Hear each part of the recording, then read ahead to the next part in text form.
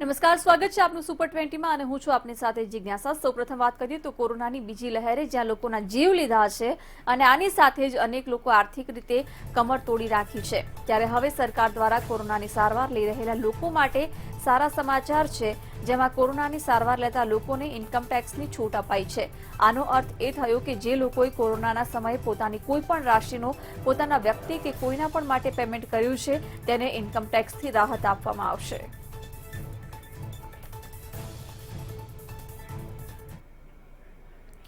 Corona સામેની જંગમાં સરકારે વધુ એક મોટો નિર્ણય લીધો છે। સરકારે કહ્યું છે કે હવે સગર્ભા સ્ત્રીઓને પણ કોરોના રસી આપી શકાય છે।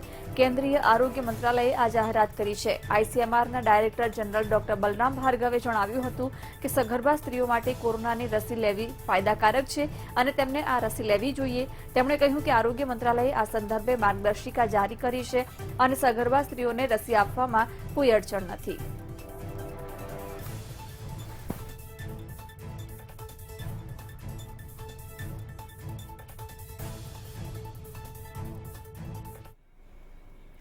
દેશમાં કોરોના વાયરસની બીજી લહેરની ગતિ ધીમી પડવા લાગી છે, પરંતુ નવો વેરિયન્ટ સામે આવતા ચિંતા વધી ગઈ છે। ભારતમાં કોવિડ-19ના ડેલ્ટા વેરિયન્ટના કેસ સતત વધતા ખતરો વધી રહ્યો છે। ગુજરાતમાં પણ ડેલ્ટા પ્લસના 2 કેસ સામે આવ્યા છે। કેન્દ્રીય સ્વાસ્થ્ય મંત્રાલય દ્વારા જાહેર પત્રકાર પરિષદમાં ગુજરાતમાં કોરોનાના ડેલ્ટા પ્લસની એન્ટ્રી થઈ હોવાની પુષ્ટિ કરાઈ। પ્રાથમિક માહિતી મુજબ ડેલ્ટા પ્લસ વેરિયન્ટના આ 2 કેસ સુરત અને વડોદરામાં નોંધાયા છે। અત્યાર સુધીમાં ભારતના 18 જિલ્લામાં કોરોના ડેલ્ટા પ્લસ વેરિયન્ટના 50 કેસ સામે આવી ગયા છે। કોરોના ડેલ્ટા પ્લસ વેરિયન્ટના સૌથી વધુ કેસ મહારાષ્ટ્રમાં છે।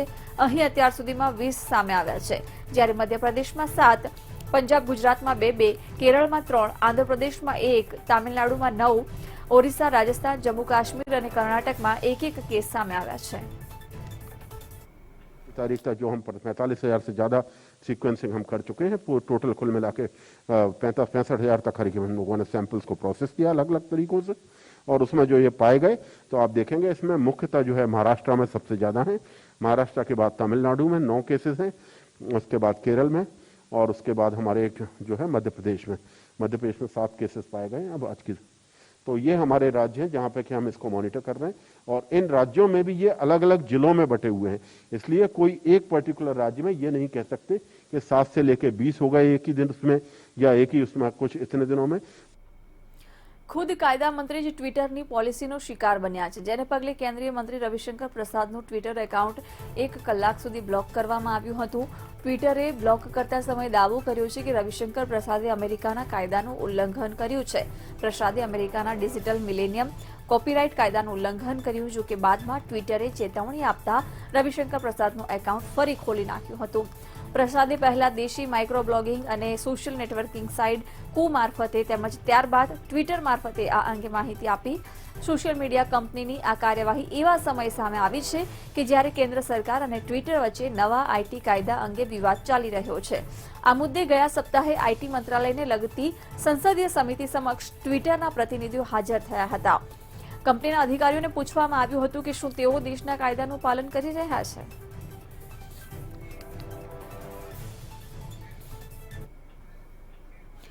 કોરોનાની બીજી લહેર દરમિયાન દેશમાં સર્જાયેલા ઓક્સિજન સંકટથી ભારે હાહાકાર મચ્યો હતો। તે સમયે મોટા મોટા શહેરોમાં લોકો ઓક્સિજન માટે ભટકી રહ્યા હતા અને હોસ્પિટલોમાં પણ ઓક્સિજનની ભારે તંગી હતી। તે સમયે સુપ્રીમ કોર્ટે એક ઓક્સિજન ઓડિટ ટીમ બનાવી હતી, જેનો પ્રાથમિક રિપોર્ટ આવ્યો છે। રિપોર્ટમાં દિલ્હી સરકારે તે સમયે ઓક્સિજન સંકટના જે દાવા કરેલા તેના સામે સવાલ કરવામાં આવ્યો છે।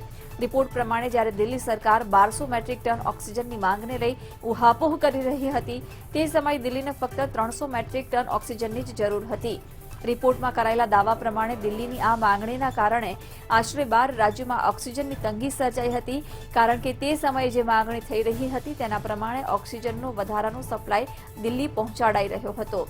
ઓડિટ પેનલના આ રિપોર્ટ બાદ કેન્દ્રીય મંત્રી પ્રકાશ જાવડેકરે ટ્વીટમાં લખ્યું કે જરૂર હતી તેના કરતાં 4 ગણા વધારે ઓક્સિજનની માંગણી કરી, જેથી બાકીના પ્રદેશોએ તેનું નુકસાન ઉઠાવવું પડ્યું અને તેમને તંગી અનુભવવી પડી। બુમરાણ મચાવવાનું કોઈ દિલ્હી સરકાર પાસેથી શીખે।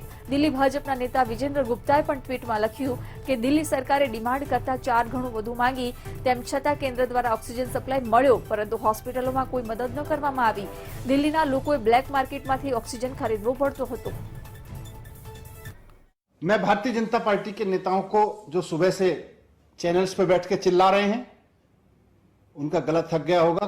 थोड़ा सा पानी पिएं आराम से, और थोड़ा आराम से ठंडे दिमाग से सोच के देखें कि भाई ये रिपोर्ट कहां है जिसके बेस पे हम चिल्लाए जा रहे हैं सुबह से। रिपोर्ट कहां है? क्या कोई ऐसी रिपोर्ट है ऑक्सीजन ऑडिट कमेटी की जिसको उसके सदस्यों ने अप्रूव किया है, जिसको उसके सदस्यों ने साइन करके दिया है? मैं चुनौती देके कहता हूं कि रिपोर्ट लाइए, कहां है वो रिपोर्ट जिसको ऑक्सीजन ऑडिट कमेटी के सदस्यों ने अप्रूव किया हो और जिसको ऑक्सीजन ऑडिट कमेटी के सदस्यों ने साइन किया हो। लाइए वो रिपोर्ट कहां है। आप फेल हो रहे थे, आपको कहीं ना कहीं ये ब्लेम शिफ्ट करना था। आपने फॉल्स अलार्म, झूठा अलार्म बजाया, पूरे देश में पैनिक फैलाया कि देखो दिल्ली को किस प्रकार से सौतेला व्यवहार दिल्ली के साथ किया जा रहा है, दिल्ली के साथ स्टेप मदरली ट्रीटमेंट किया जा रहा है। और आपने हरियाणा, उत्तर प्रदेश की सरकारों को गाली दी कि हमें हमारे ऑक्सीजन को रोक ले रहे हैं। आपको याद होगा अरविंद केजरीवाल जी रोज टीवी पे आकर गाली देते थे उस समय। દેશના પૂર્વ વડાપ્રધાન ઇન્દિરા ગાંધીએ જે ઇમરજન્સી લાગુ કરી હતી તેની આજે વરસી છે। આ પ્રસંગે દેશના અનેક દિગ્ગજ નેતાઓ દ્વારા નિવેદન આપવામાં આવી રહ્યા છે। કેન્દ્રીય ગૃહમંત્રી અમિત શાહ સહિત અન્ય કેટલાય દિગ્ગજોએ આ મુદ્દે ટ્વીટ કર્યું હતું। કેન્દ્રીય ગૃહમંત્રી અમિત શાહે પોતાની ટ્વીટમાં લખ્યું હતું કે એક પરિવારના વિરોધમાં ઉઠેલા સ્વરોને કચડવા માટે થોપવામાં આવેલી ઇમરજન્સી આઝાદ ભારતના ઇતિહાસનો એક કાળો અધ્યાય છે। 21 મહિનાઓ સુધી નિર્દયી શાસનની ક્રૂર યાતનાઓ સહીને દેશના બંધારણ અને લોકશાહીની રક્ષા માટે નિરંતર સંઘર્ષ કરનારા તમામ દેશવાસીઓના ત્યાગ અને બલિદાનને નમન। ઉલ્લેખનીય છે કે 25 જૂન 1975ના રોજ ઇન્દિરા ગાંધીએ દેશમાં ઇમરજન્સી લાગુ કરી હતી। આ દરમિયાન નાગરિકો, પ્રેસના તમામ અધિકારીઓ છીનવી લેવામાં આવ્યા હતા। દેશમાં મીડિયા પાસે બોલવાની આઝાદી નહોતી, સાથે જ નસબંધીનો કાર્યક્રમ પણ ચલાવવામાં આવી રહ્યો હતો।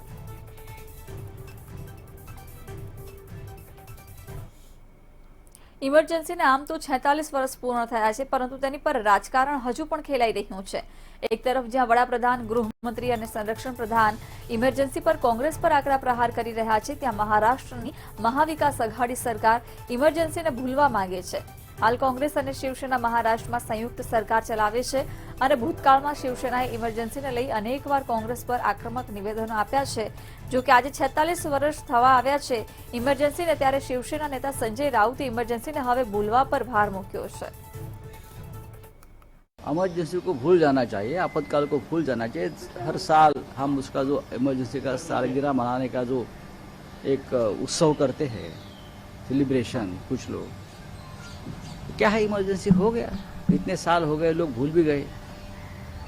इंदिरा गांधी जी ने तो डायरेक्ट इमरजेंसी लगाई थी, अब लोग कहते हैं कि इनडायरेक्ट इमरजेंसी लगती है। चाहे किसी की भी सरकार हो, अपनी बात रखने के लिए, राष्ट्रहित के लिए कठोर होना भी पड़ता है।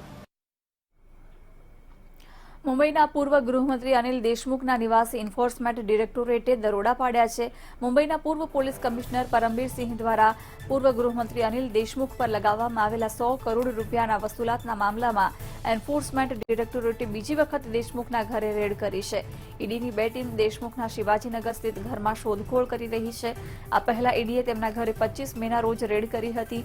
ઈડી પહેલા સીબીઆઈએ પણ તેમના 12 ઠેકાણા ઉપર રેડ કરી હતી। प्राप्त माहिती मुजब ईडीनी कार्यवाही सवारे 6 वागे शुरू थई अने हजू सुधी चालू छे। ईडीए देशमुखनी विरुद्ध मनी लॉन्डरिंग अंतर्गत केस नोंध्यो छे। ईडीना केसमां अनिल देशमुख सिवाय तेमना नजीकनी व्यक्तिओना पण नाम हता, तेमनी पर हवे पगलां लेवाई रह्या छे। शिवसेना नेता संजय राउते समग्र प्रकरणने राजनीतिथी प्रेरित गणाव्युं हतुं अने सीबीआई अने ईडीनुं महत्व ओछुं करवानो भाजप पर आक्षेप कर्यो हतो।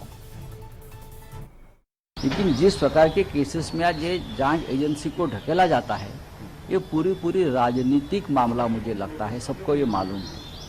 अभी कल ने भी राज्य की बीजेपी कार्यकारिणी में एक जो रेजोल्यूशन पास किया है कि अनिल परब और हमारे जो मंत्री जी है अनिल परब और अजित दादा पवार, उनकी जांच सीबीआई करे। क्या सीबीआई आपके कार्यकर्ता है? ईडी आपके कार्यकर्ता है? आपके किसी सेल के प्रमुख है? हाँ, नहीं है ना। तो आप ईडी और सीबीआई का महत्व લગભગ 2 મહિના પછી બિહારની દિલ્હીથી પરત ફરતા વિપક્ષી નેતા તેજસ્વી યાદવ ફરીથી સક્રિય થઈ ગયા છે। ગુરુવારે તેઓ વીરચંદ પટેલ માર્ગ ખાતે પાર્ટી ઓફિસ પહોંચ્યા અને આરજેડી નેતાઓ સાથે બેઠક યોજી। આ બેઠક પછી મીડિયા સાથે વાત કરતા તેજસ્વી યાદવે એસટીઈટીની પરીક્ષાના પરિણામના ગોટાળા ઉપર સીએમ નીતિશ કુમાર પર નિશાન સાધ્યું હતું। તેમણે કહ્યું કે આ ભ્રષ્ટાચારની એક માયાજાળ છે અને નીતિશ કુમાર તેના ભીષ્મ પિતા છે। નોંધનીય છે કે બિહારમાં એસટીઈટી પરિણામમાં મલયાલમ અને કોરિયન ફિલ્મ અભિનેત્રીનો ફોટો જે રીતે પ્રદર્શિત થયો છે તે એક ગોટાળા તરફ ઇશારો કરી રહી છે અને વિપક્ષી નેતા તેજસ્વીએ સમગ્ર મુદ્દાને રાજકીય રંગ આપ્યો છે। તેજસ્વીએ બિહાર સરકારને સવાલ કર્યો છે કે આવી ઘટનાઓ ફક્ત બિહારમાં જ કેમ થાય છે? જો કોઈ ઘટના બને છે તો કેમ કોઈની વિરુદ્ધ કાર્યવાહી કરવામાં આવતી નથી? बिहार ऐसा राज्य है जहाँ एक भी परीक्षा हो या रिजल्ट आना हो बिना टूटी के आ ही नहीं सकती। मैट्रिक के परीक्षा में सनी लियोनी पास हो जाती है और अभी जो एसटीईटी का जो परिणाम आया इसमें आप देखिएगा कि जो मलयालम हीरोइन जो है उसको जो है पास करा दिया गया। तो ये पूरा एजुकेशन सिस्टम जो है हमारा या कई इसमें अधिकारियों को भी जिसमें लगाया गया जो भ्रष्टाचारी उन्हीं को लगाया गया। तो एक पूरी तरीके से भ्रष्टाचार का मकर जाल है और भ्रष्टाचार के बीच में पितामह नीतीश कुमार जी है। દેશમાં ચકચાર મચાવનાર ધર્માંતરણ રેકેટમાં પકડાયેલા ઉમર ગૌતમ અને તેના સાથીદારોની પૂછપરછમાં રોજ નવા ખુલાસા થઈ રહ્યા છે। આ આરોપીઓની પૂછપરછ કરી રહેલી યુપી એટીએસનું કહેવું છે કે ઉમર ગૌતમ અને તેના સાથીદારોએ ઇસ્લામિક દાવાહ સેન્ટર થકી જેટલા લોકોનું ધર્માંતરણ કરાવ્યું હતું તેમાં 55% મહિલાઓ છે। આ સિવાય તપાસમાં ખબર પડી છે કે ધર્માંતરણ કરાયેલા લોકોમાંથી મોટાભાગની વય 20 થી 30 વર્ષની વચ્ચે હતી। ધર્માંતરણ માટે આ સંસ્થાને વિદેશથી પણ ફંડ મળતું હતું। તેના પગલે ઈડી દ્વારા પણ નાણાકીય વ્યવહારોની તપાસ શરૂ કરાઈ છે। યુપીના ઉપમુખ્યમંત્રી કેશવ પ્રસાદ મૌર્યએ ધર્માંતરણને એક ખેલ ગણાવ્યો છે। देखिए, धर्मांतरण का एक ये खतरनाक खेल है और जिस खतरनाक खेल में तमाम देसी और विदेशी शक्तियां लग करके और समाज में जहर घोलने का काम करने की कोशिश किए हैं और उसकी बहुत गहराई से छानबीन हो रही है। जो भी दोषी हैं वो पकड़े जा रहे हैं, उनके खिलाफ कठोर से कठोर कार्रवाई। અને હવે રિજનલ ખબરો ઉપર નજર કરીએ તો સુરત નગર પ્રાથમિક શિક્ષણ સમિતિની યોજાયેલી ચૂંટણીમાં આપના એક ઉમેદવારની હાર થતા મતગણતરી સ્થળે મારામારી થઈ। આપના કોર્પોરેટરોએ ભારે ધમાલની સાથે સરદાર સભાગૃહના દરવાજા પણ તોડી નાખ્યા હતા। આમ આદમી પાર્ટીની મહિલા અને પુરુષ કોર્પોરેટરો સત્તાપક્ષ ભાજપ ઉપર શિક્ષણ સમિતિના સભ્ય માટે થયેલી ચૂંટણીમાં ગેરરીતિ કર્યાનો આક્ષેપ મૂકીને હંગામો કર્યો હતો। મનપાના કુલ 12 સભ્યો માટે ચૂંટણી થવાની હતી, જેમાંથી 4 ભાજપના બિનહરીફ ચૂંટાયા હતા, જ્યારે 8 સભ્ય પદ માટે ચૂંટણી યોજાઈ હતી। 8 પદ માટે કુલ 9 ઉમેદવારો मैदाનમાં હતા, જેમાં 6 ભાજપના, 1 ભાજપ પ્રેરિત, જ્યારે આમ આદમી પાર્ટીના 2 સભ્ય मैदाનમાં હતા। મતગણતરી દરમિયાન એક મતપત્રકમાં 8ના બદલે 16 મતો અપાયા હતા, જેથી તેને રદ કરવામાં આવ્યું હતું, જેને લઈને આપના કોર્પોરેટરોએ હંગામો કર્યો હતો। શિક્ષણ સમિતિની ચૂંટણી હતી। ચૂંટણી પૂરી થયા બાદ એના પરિણામની ગણતરી ચાલુ હતી। એ ગણતરી પૂરી થયા બાદ મેં રિકાઉન્ટિંગની માંગણી કરી, પણ મેયરે એમ કીધું કે હું તમને બીજી વાર ગણતરી ન કરવા દઉં। મેં કીધું કેમ? તો કે મારા હકની, મારા નિયમની વાત છે। કીધું નિયમ બતાવો, તો એમની પાસે કોઈ નિયમ હતો નહીં। વડાપ્રધાનની ચૂંટણી હોય, લોકસભાની ચૂંટણી હોય, રાજ્યસભાની ચૂંટણી હોય, વિધાનસભાની ચૂંટણી હોય, દરેક જગ્યાએ જો રિકાઉન્ટિંગ થઈ શકતું હોય, બેલેટ બતાવવામાં આવતા હોય, તો આ નાની એવી શિક્ષણ સમિતિની ચૂંટણીની અંદર એમને તકલીફ ક્યાં થઈ? તકલીફ ત્યાં જ થઈ કે એમની ચોરી ખુલ્લી પડી જતી હતી। એમના ઘણા બધા બેલેટો રદ થઈ શકે એવા હતા, એટલા માટે અમને બતાવવામાં આવ્યા નહીં। આ એકદમ અભદ્ર વાણી વર્તન સાથે અહીંયા હોબાળો કરી અને પોતાની હારને સ્વીકારતા નથી અને તેઓ પોતે બેલેટ પેપર જોવા માંગતાની જીત કરતા હતા। આપ જોઈ શકો છો કે જે પણ જે 9 ઉમેદવાર હતા તેમાંથી એમની સામે જ આપણે જે મતદાન ગણતરી કરવામાં આવી હતી અને સંપૂર્ણ મતદાન ગણતરી થઈ ગયા બાદ એમણે પોતાની હાર દેખાતા એમણે આ હુમલો ચાલુ કર્યો હતો। સુરતના પલસાણા કડોદરા હાઈવે પર આવેલ રેસ્ટોરન્ટમાં અજાણ્યા અસામાજિક તત્વોએ તોડફોડ કરી। પ્રાપ્ત માહિતી અનુસાર 20 થી 25 અસામાજિક તત્વોએ રેસ્ટોરન્ટમાં તોડફોડ કરી। મહત્વનું છે કે અગાઉ પણ આ રેસ્ટોરન્ટ વિવાદમાં સંપડાઈ હતી। જો કે તોડફોડનું કારણ હજુ અકબંધ છે, તો અંગત અદાવતના કારણે તોડફોડ કરાઈ હોવાનું અનુમાન લગાવવામાં આવ્યું છે। સમગ્ર ઘટનાની જાણ થતાં પોલીસ કાફલો ઘટના સ્થળે પહોંચ્યો અને વધુ તપાસ હાથ ધરી હતી। એ 50-60 માણસ તોડ કરવા માટે આવ્યો હતો. 9-10 ગાડી ઇનોવા હતી. પહેલા તલવાર બધા ખોટી રીતે એ મને બ્લેકમેલ કરતા હતા. મને ફોન કર્યો, વોટ્સઅપ કોલિંગ ઉપાડો, કેમ નથી ઉપાડતા? અમે કેમ ભાઈ? એમ કે 5 લાખ રૂપિયા આપો, પૈસા નહીં આપશો તો તમારો હોટલ નહીં ચાલવા દઈશ. મેં કહ્યું તમે ગમે તે કરો, હોટલ નહીં આપી તો 18 વર્ષ નીચે કોઈ છોકરીને હું લાવું નથી. એના માટે 2 દિવસ ઇન સર્વિસ તબીબોની પડતર માંગણી અંગે આરોગ્ય મંત્રી નીતિન પટેલ સાથે ડોક્ટરોની મીટિંગ થઈ હતી, જેમાં આરોગ્ય અને નાણાં વિભાગના અધિકારીઓ હાજર રહ્યા હતા. તબીબોની પડતર માંગણીઓનો નિર્ણય 8 તારીખ સુધીમાં લેવાઈ જશે તેવું સરકાર દ્વારા જણાવવામાં આવ્યું હતું. અમારો ખાસ કરીને 7મા પગાર પંચ પ્રમાણે એનપીએ આપવાની વાત હતી, સેવા સળંગ કરવાની વાત હતી, અને જે નવા એમબીબીએસ ડૉક્ટર આવે છે એમનું જે પગાર છે એ વધારવાની વાત હતી. પીજીમાં અમારે જે ઇન સર્વિસ ડૉક્ટરો છે એમને પીજીમાં 25% વેટેજ આપવાની વાત હતી, અને ક્લાસ 1માં પણ જે ટીકુનો પ્રશ્ન હતો એની વાત હતી. એ ડિટેલથી ચર્ચા એન્ટ્રી પે અને એન્ટ્રી પેની વાત હતી કે 7મા પગાર પછી એન્ટ્રી પે જે ઘટાડ્યું છે એની વાત હતી. તો એ બધાની ડિટેલથી ચર્ચા કરી છે અને 8 તારીખ સુધીમાં નિર્ણય લેવાનું સાહેબે ખાતરી આપી છે. હવામાન વિભાગ દ્વારા રાજ્યમાં છૂટાછવાયા વરસાદની આગાહી કરવામાં આવી છે. 2 દિવસ બાદ વરસાદમાં સંપૂર્ણ ઘટાડો નોંધાશે. હાલ વરસાદ લાવે તેવી એકેય સિસ્ટમ એક્ટિવ નહીં હોવાનું હવામાન વિભાગ દ્વારા આગાહી કરવામાં આવી છે. आज गुजरात रीजन के कुछ जगहों में बारिश होने का संभावना है, और बेसिकली साउथ गुजरात रीजन जैसे वलसाड, नवसारी, सूरत, दामन, दादरा नगर हवेली में आइसोलेटेड हेवी भी हो सकता है. एंड सौराष्ट्र कच्छ में मोस्टली आइसोलेटेड रेन रहेगी. कहीं कहीं जगहों में छुटपुट रेन होने का संभावना है. ज़्यादा रेन होने का संभावना नहीं है सौराष्ट्र कच्छ में अगले 5 दिन में. लेकिन गुजरात रीजन में कुछ बारिश होते रहेगा, लेकिन Day 3, Day 4, Day 5 में बारिश बहुत कम हो जाएगी. अहमदाबाद की स्थिति क्या रहेगी? अहमदाबाद में आज लाइट टू मॉडरेट रेन हो सकती है. कुछ एरिया में सब स्प्रेड ज़्यादा स्प्रेड नहीं रहेगा, लेकिन बारिश हो सकता होने का संभावना है. कल भी बारिश होने का संभावना है.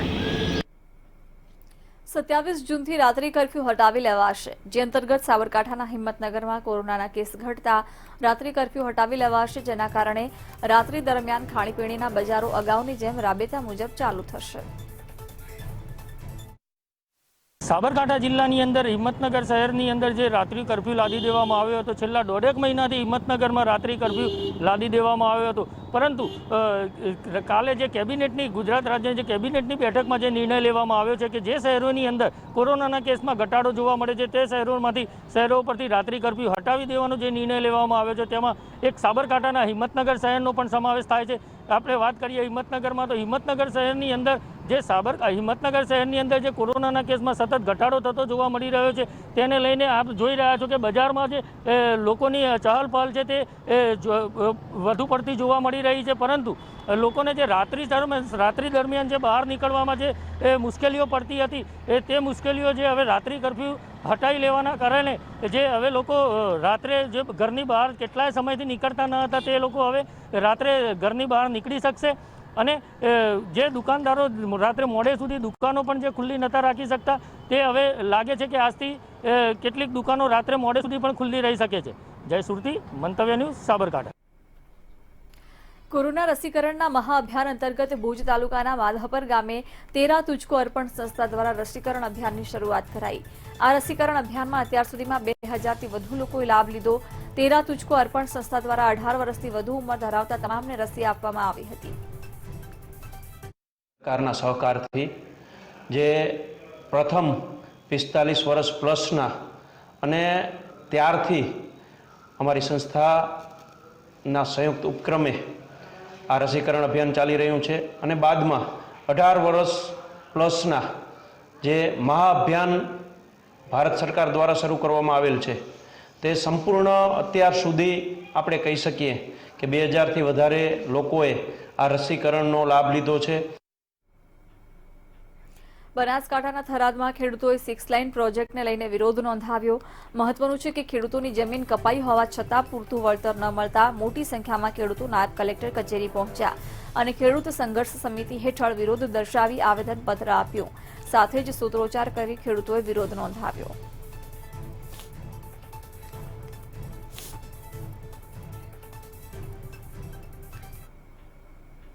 મહેસાણા જિલ્લાના કડીમાં 17 વર્ષ પહેલા 4 હત્યા કેસમાં ક્રાઇમ બ્રાન્ચે દિલ્હીથી મહિલા આરોપીની ધરપકડ કરી છે. આ માથાભારે મહિલાએ પોતાના પતિ સાથે મળી ઉટવા ગામની સીમમાં આવેલી મહાકાળી મંદિરમાં એનઆરઆઈ ટ્રસ્ટી સાધ્વી અને 2 સેવકનું ગળું કાપી ₹10 લાખના મુદ્દામાલની લૂંટ કરી ફરાર થયા હતા. આ મામલામાં ગુજરાત એટીએસ મહિલાના પતિ મહેન્દ્રસિંહ ઉર્ફે ગોવિંદસિંહ યાદવની ધરપકડ કરાઈ હતી, જ્યારે 17 વર્ષથી ફરાર મહિલા આરોપીની દિલ્હીથી ધરપકડ કરાઈ છે. વધુ તપાસ હાથ ધરાઈ છે. ત્યાં એ લોકોને લાલચ જાગી કે ત્યાં 10 લાખ રૂપિયા જેટલા જે એનઆરઆઈ છે એમની પાસે આવેલા હતા, એટલે એને ત્યાં બીજા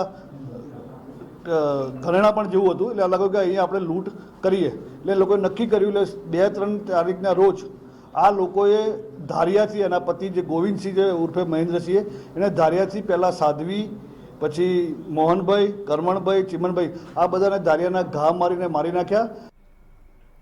ગાંધીનગર જિલ્લામાં લેન્ડ ગ્રેબિંગ એક્ટ હેઠળ કુલ 138 અરજી મળી, જેમાં લેન્ડ ગ્રેબિંગ હેઠળ 11 ગુના દાખલ કરાયા. 18 અરજીઓમાં ગુના દાખલ કરવા માટે તંત્રએ મંજૂરી આપી. આ સાથે મળેલી અરજીઓ પૈકી 105 અરજીઓ પર હજુ કામગીરી ચાલુ છે, જેને લઈને વહીવટીતંત્રની કામગીરી સામે અરજદારોએ નારાજગી વ્યક્ત કરી. ટોટલ 138 અરજીઓમાંથી અત્યાર સુધી 18 અરજીઓ અમે અપ્રૂવ કરી છે, એટલે કે જેમાં પોલીસ ગુના નોંધ છે. એમાંથી 11 જેટલી એફઆઈઆર થઈ ગઈ છે અત્યાર સુધી. 9 લોકો ઉપર ચાર્જશીટ પણ એમને થયેલ છે. મેક્સિમમ અરજીઓ ગાંધીનગર જિલ્લામાં કલોલ ને ગાંધીનગર તાલુકામાંથી આવે છે. ના રિપોર્ટમાં પણ એવું લખેલું છે કે રૂપેશભાઈ ઠક્કરે કોઈ પણ આધાર અને પુરાવા વગર દરેક સભ્યોના રાજીનામા લખાવી લીધા છે, જે ગેરકાયદેસર છે. ત્યારબાદ અમે પોલીસ ફરિયાદ કરી, એફઆરઆઈ કરી અને લેન્ડ ગ્રેબિંગ એક્ટમાં પણ અરજી કરેલ છે. જૂનાગઢના ભેંસાણમાં અષાઢી બીજનો લોકપ્રિય મેળો આ વખતે નહીં યોજાય. કોરોના મહામારીના પગલે મેળો રદ કરવામાં આવ્યો છે. પરબના મહંત કરસનદાસ બાપુએ આ અંગે ભેંસાણના મામલતદાર સાથે બેઠક યોજી હતી, જે બાદ મેળો રદ કરવાનો નિર્ણય લેવાયો હતો.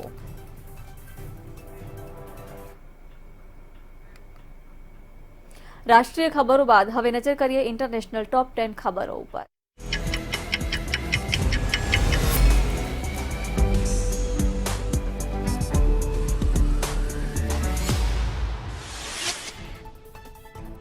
રશિયાએ બ્રિટનને ધમકી આપી છે કે જો તેમના શિપ રશિયન સમુદ્રી સીમા નજીક આવ્યા તો રશિયન નેવી તેને ફૂંકી મારશે. પાકિસ્તાને લાહોર એરપોર્ટ પરથી ડેવિલ પોલ નામના એક વ્યક્તિની અટકાયત કરી છે. આ વ્યક્તિની જોહર શહેરમાં થયેલા વિસ્ફોટમાં સંડોવણી હોવાની ત્યાંની સુરક્ષા એજન્સીને આશંકા છે. વ્હાઇટ હાઉસમાં આજે જો બાઇડન અને અફઘાની પ્રેસિડેન્ટ અશરફ ઘાની વચ્ચે અફઘાનિસ્તાનની વર્તમાન પરિસ્થિતિ સંદર્ભે મુલાકાત થવા જઈ રહી છે. ચીન આજથી તિબેટની રાજધાની લ્હાસા અને નિંગચી શહેર વચ્ચે ઇલેક્ટ્રિક ટ્રેનનો પ્રારંભ કરાવશે. સાયબર સિક્યુરિટી માટેનું સોફ્ટવેર મેકઅફી બનાવનારા જ્હોન મેકઅફીએ સ્પેનમાં જેલમાં આપઘાત કર્યાના દાવા વચ્ચે તેમનું જૂનું ટ્વીટ વાયરલ થયું છે, જેમાં તેમણે લખ્યું હતું કે જો હું ક્યારે આપઘાત કરી લઉં તો માનજો કે મારી હત્યા થઈ છે. હોંગકોંગમાં 26 વર્ષથી ચાલતું અખબાર એપલ બુધવારે અંતિમ કોપી પ્રિન્ટ કર્યા બાદ બંધ થઈ ગયું. આ અખબાર લોકશાહીની તરફેણ કરતું હતું. તેમના એક પછી એક પત્રકારની ધરપકડ બાદ તેમણે આ નિર્ણય લીધો છે. અમેરિકન પ્રેસિડેન્ટ જો બાઇડને હોંગકોંગના અખબારને બંધ કરવાની ઘટનાને વિશ્વ પત્રકારત્વ માટે ઉદાસીન દિવસ ગણાવ્યો છે. ફ્લોરિડાના મિયામીમાં 12 માળની બિલ્ડિંગ અચાનક ધરાશાયી થઈ જતા અનેક લોકો કાટમાળમાં દબાઈ ગયા હતા. હજુ પણ કેટલાક ફસાયાની સંભાવના છે. ઘટનામાં એકનું મોત છે, જ્યારે 99 લાપતા છે. તો વિશ્વમાં કોરોના કેસમાં ઘટાડો નોંધાયો છે. છેલ્લા 24 કલાકમાં વિશ્વની અંદર કોરોનાના નવા 3.95 લાખ કેસ નોંધાયા છે. વિશ્વના મોટા ભાગના તમામ દેશોમાં વેક્સિનેશન પણ ઝડપથી ચાલી રહ્યું છે. તેવામાં લોકો જાગૃત થતા કેસો પણ ઘટ્યા છે. અમેરિકામાં છેલ્લા 24 કલાકમાં કોરોનાના 12,805 કેસ નોંધાયા છે, જ્યારે બ્રાઝિલમાં કોરોનાના કેસ વધતા છેલ્લા 24 કલાકમાં નવા 72,705 કેસ નોંધાયા છે.